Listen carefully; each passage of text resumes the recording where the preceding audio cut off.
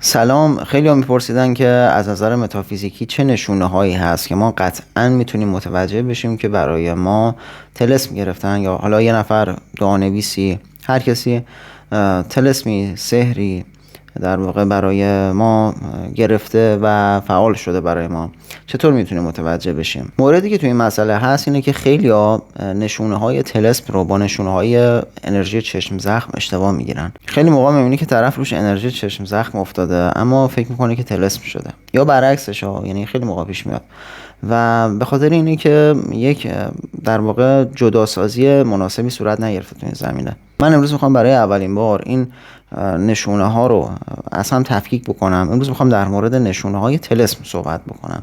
کسی که این نشونه ها رو داره، اگر چند تاشو که داشته باشه، نه فقط یکیشا، چند تاشو که داشته باشه، احتمال بالای 99% دچار طلسم شده. مورد دیگه ای هم که هست اینه که نشونه های طلسم شدن با نشونه های این که یک جنی به شما متصل شده باشه، یه موجود تاریکی به شما متصل شده باشه، با اینا فرق داره. اینا رو هم نباید با هم قاطی بکنید. اونا به خاطر فرکانس پایین خودت میتونن بهت اتصال بزنن. اون موجودات تاریکی آزادو میگم که در واقع خادم سحر یا خادم طلسمی هم نیستن.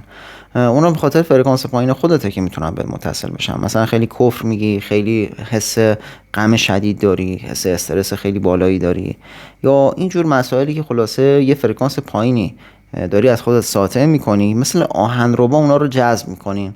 یا مثلا یه سری کسایی که یک سری عادتهای اشتباه جنسی دارن، اینا هم مثل یه آهنربا اون مدل اجنه ها رو به خودشون جذب میکنن و اینا هم نشونه های اتصالشون با نشونه های طلسم شدن متفاوته. همه چی رو نباید طلسم شدن در نظر بگیریم. یکی از نشونه های اولیه تو این زمینه تغییر خلقی شدید و ناگهانیه. متوجه شدید؟ نه تغییر آروما که خب انسان ها تغییر میکنن. خود منم اخلاقیاتم نسبت به 6 ماه پیش شاید یه تغییراتی داشته باشه. همه انسان ها تغییر میکنن، اما فردی که دچار طلسم میشه، یعنی خادم سحر بهش متصل میشه، این آدم یهو تغییرات شدیدی رو تجربه میکنه. مثلا میبینی طرف تا دیروز آدم شاد و آرومی بوده، یهو میبینی اخلاقش عوض میشه یه آدم پرخاشگر، عصبی، یا خیلی ترسو. خصوصا یا یه بنده خدایی واسه من تعریف میکنم، میگفت من اصلا عاشق همسرم بودم، خیلی همسرم دوست داشتم، یهو بهش بدبین شدم، هر روز دعوا، هر روز بحث و همش بهش حس بدبینی داشتم، حس خیانت داشتم، دیگه مثل سابق نمیتونستم دوستش داشته باشم. در واقع اون سحری که براش زده بودن داشته انرژی جدایی رو بینشون ایجاد میکرد. خصوصا بین زن و شوهرها این طلسمایی که یه سری دعانویسا با مو یا با عکس میزنن تو این زمینه یه همچین در واقع نشونهایی رو داره. حالا تفاوتش با یه اتصال تاریکی ساده چیه؟ یعنی یه موجودی غیر طلسم اگر اتصال بزنه، چون حالا ممکنه اونایی که با تجربه ترن بگن که تو این زمینه ما در واقع تغییرات خلقی رو داریم، نوسانات خلقی هست. تفاوتش اینه که وقتی که شما دچار طلسم هستید، شما یک نوسان خلقی تقریبا پایدار تری دارید، یعنی بیشتر توی فرکانس پایین میمونید. هر چقدر هم تلاش میکنی خیلی زود دوباره سقوط میکنی. اما نه، وقتی که یه موجودی به صورت عادی، حالا وراثتیت بوده، هر چیزی بهت اتصال زده، شما با یه خورده ذکر گفتن یا یه نماز خوندن یا یه خورده میتیشن آروم میشی و تا یه مدتی به هر حال حالت بهتره. اما تو اون حالت نه، شاید یه ساعت حالت بد باشه ولی 4 برابرش، 4 ساعتش حالت بده. متوجه شدید؟ میخوام میزانش رو بهتون بگم که تفاوتش توی میزان و شدتشه. دومین علامت که خب خیلی توی سحرایی که برای افراد میگیرن معمولاً هست، اینه که باعث ایجاد اختلال توی ارتباطات و روابطشون میشه، خصوصا روابط خانوادگیش یا روابطش با همسرش. حالا اگر دیده باشین طلسمای این شکلی رو بیشتر با استخوان حیوانات درست میکنن. این مدل طلسما رو وقتی میزنن، اون آدم بی دلیل با خانوادهش بد میشه، با پدر مادر، با همسر یه اختلافات عجیب و شدیدی پیدا میکنن و بی دلیل و ناگهانی. این نشونهش اینه که در واقع ناگهانیه، نه اینکه حالا به هر حال مشکلاتی داشتن از قبل. یهو میبینید همه با هم توی خانواده قهر شدن، همه با هم مشکل پیدا کردن. چرا؟ چون اون خادم طلسمه میاد توی چاکرای قلب اونها اختلال ایجاد میکنه، فرکانس اتحاد رو توی چاکرای قلب ضعیف میکنه، فرکانس اتحاد چاکرای قلب باعث میشه که افراد اون بستگی های عاطفیشون رو با هم حفظ بکنن، اون در واقع روابط آرام رو بین خودشون حفظ بکنن، اینقدر چالش و تنش ایجاد نکنن. تو اینجور مواقع اون خادم طلسم خودش اصلا یه جورایی میاد کارا رو مدیریت میکنه، یه جوری میکنه که هی دعوا پیش بیاد، هی بحث پیش بیاد و هی شدیدتر بشه. نشونش اینه، یعنی بی دلیل هی داره دعوا انگار شدیدتر میشه، هی داره کار بالا میگیره. ولی خب توی اختلافات عادی نه، حالا با یه صحبت ساده، با یک در واقع یه مقدار صحبت کردن، یه مقدار کوتاه اومدن حل میشه. ولی نه، شما میبینید بی دلیل یه سری بدبینی هایی ایجاد میشه که هی اختلافات بیشتر میشه. اصلا بعد یه مدت اعضای اون خانواده خودشون متوجه میشن که انگار اصلا یه نیروی خارجی داره این قضایا رو مدیریت میکنه، اینقدر که بی دلیل و اینقدر که شدید داره این اتفاقات میافته بینشون.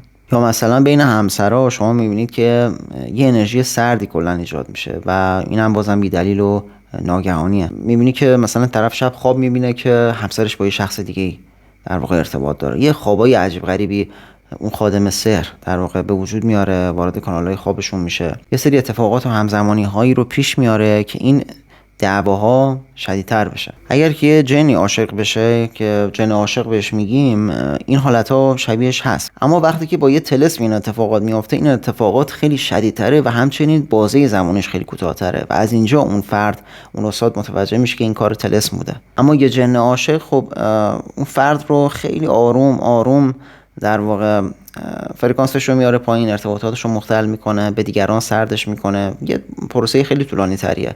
چرا؟ چون اگر این تغییرات ناگهانی باشه ممکنه که فرد متوجه بشه و اصطلاحاً اون فردی که علاقه داره رو از دست بده. یه مدل دیگه از نشونه ها مربوط میشه به طلسم های بستن رزق. واقعا اون کسایی که این کارا رو انجام میدن اون دنیا چجوری میخوان پیش خدا جوابگو باشن؟ و این مدل طلسما خب رزق فرد رو به شدت دچار مشکل میکنه، مشکلات مالی و اقتصادی شدید براش به وجود میاره و فرد این مدل طلسما کلا به سمت چاکرای ریشه اون اثراتشون رو ایجاد میکنن و فرکانس فراوانی فرد رو اصلا به صفر میرسونن. یعنی اون خادم سحر یه اختلالاتی توی فرکانس چاکرای ریشش به وجود میاره که طرف میبینی که هیچ قراردادش جوش نمیخوره، کارش درست نمیشه، همش داره بی خودی ضرر میده، کسبی نداره، درآمدی نداره و واقعا خیلی از لحاظ مالی تحت فشار قرار میگیره. برای بعضی حالا ممکنه پیش بیاد که وقتی که یک موفقیت در واقع مالی بزرگی کسب میکنن، ممکنه که حالا حسادت یه عده تحریک بشه و متاسفانه یه همچین اقدامات شیطانی رو انجام بدن. یک سری اجنه، حالا مثلا مثل جن عاشق، ممکنه یه همچین بستگی هایی رو توی رزق فرد به وجود بیارن، اما خب اثرش خب خیلی ضعیف تره و خیلی در واقع بلند مدت تره. اما وقتی کسی رزقش تحت تاثیر طلسم قرار میگیره، مثلا میبینید در از یه هفته، 2 هفته، یه ماه، اصلا کلا از این رو به اون رو میشه فرد، اصلا شرایطش کلا عوض میشه و از اینجا شما متوجه میشید که طلسمی در کار بوده. یکی از دلایل دیگه دلایل جسمانی هست و نشونه های جسمانی هست که میتونه نشون بده که فرد تحت تاثیر طلسم قرار گرفته یا با اتصال یه موجود تاریکی کلا در ارتباط هستیم. سحر و طلسم به خاطر اتصال اون موجود تاریکی به حاله بدن یا بند اتصال اون شخص، معمولا مستقیما روی خود بدن هم نشونه ها و علائمی به وجود میاره و ما از اینجا میتونیم متوجه بشیم. نمونهش چیه؟ سردردهای شدید و ناگهانی، یا مثلا میبینی درد مفصل شدید میگیری اصلا نمیتونی راه بری، یه ناگهانی بهت عارض میشه.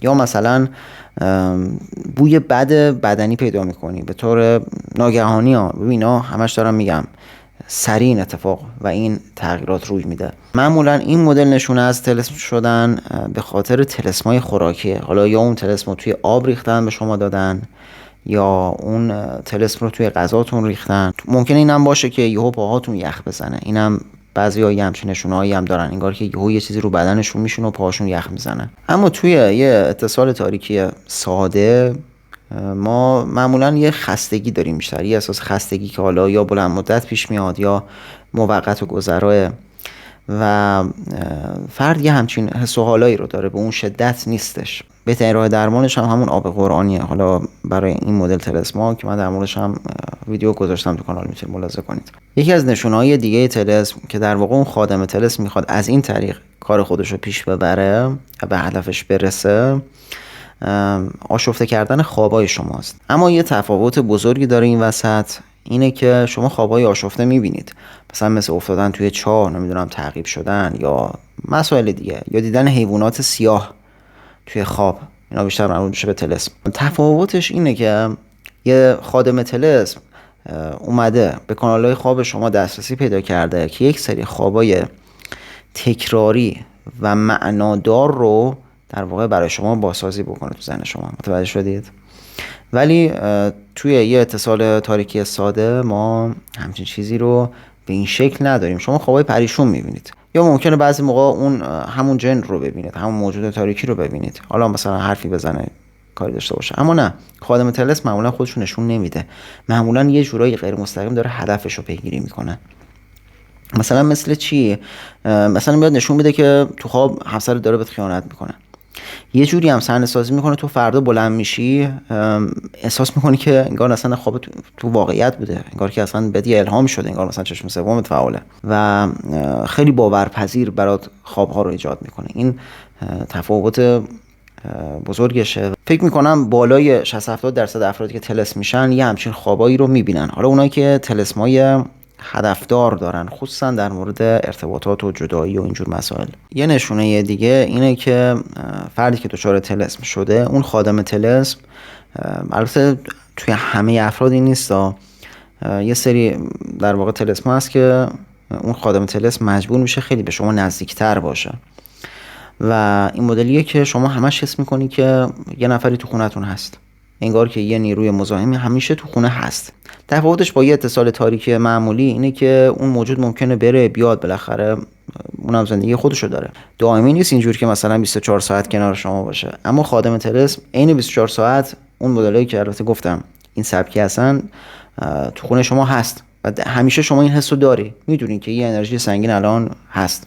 این نشونه‌هایی که گفتم و دوستان اگر 2 تاش 3 تاش رو داشتید حداقل، شک نکنید که دچار طلسم شدید. البته گفتم باید اون کیفیت و اون شرایطی که بهتون گفتم درش باشه ها. ببینید خیلی چیزاش با یه اتصال تاریکی در واقع شبیه هم بودن. من تفاوتشون هم گفتم، شما باید دقت بکنید که واقعا به اون شکل باشه تا قطعا طلسم باشه. ممکنه مشکلتون چیزای دیگه باشه که حالا من در موردش صحبت میکنم و ممکنه از انرژی چشم زخم باشه، ممکنه از انرژی جن عاشق باشه، ممکنه از در واقع انرژی یک سری از جن‌های وراثتی باشه یا مشکلات دیگه. در مورد ابطال سحر و طلسم من یه ویدیو توی همین کانال گذاشتم، میتونید ملاحظه بکنید. روش‌های دیگه هم بهتون میگم و کلا سعی میکنم در مورد سحر و طلسم ان شاءالله اطلاعاتتون رو بیشتر بکنم که ان شاءالله بتونید با یک آگاهی و تسلط عالی، خدای نکرده اگر یه همچین موضوعی براتون پیش اومده یا خدای نکرده باز هم در آینده پیش اومد، در واقع بتونید عملکرد بهتری داشته باشید و راحت‌تر خودتون رو پاکسازی کنید و حصار کنید.